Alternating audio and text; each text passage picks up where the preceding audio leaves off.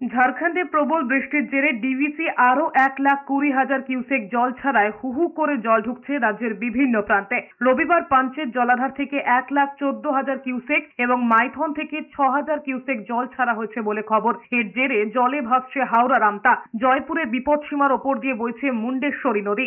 জলের তোড়ে ভেঙে গিয়েছে 4টি বাঁশের সেতু। গায়েনপাড়া, কুলিয়া, আজানগাছি, পানশিউলি এলাকা কার্যত জলের তলায়। বীরভূমের লাভপুরে জলের তোড়ে ভেঙে গিয়েছে কুয়ে নদীর বাঁধ। কয়েকশো বিঘা জমি জলের নিচে চলে গিয়েছে। বীরভূমের একাধিক নদীতে জল বাড়তে শুরু করেছে। আশপাশের গ্রাম প্লাবিত হবার আশঙ্কা তৈরি হয়েছে। পশ্চিম মেদিনীপুরে ফুঁসছে শিলাবতী।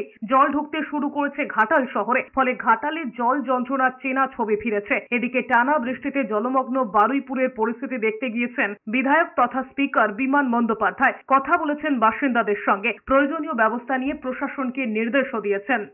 জল ছাড়বার জন্য বিভিন্ন ড্যাম থেকে যেভাবে জল ছাড়া হচ্ছে, মাননীয় মুখ্যমন্ত্রী তিনি খুব উদ্বিগ্ন এবং আমরা দেখছি আদিগঙ্গাটা টইটম্বুর হয়ে গেছে। দেওয়ার চেষ্টা করছে, পঞ্চায়েত সমিতি তারও আঁকার চেষ্টা করছে কীভাবে জল নামানো যায়।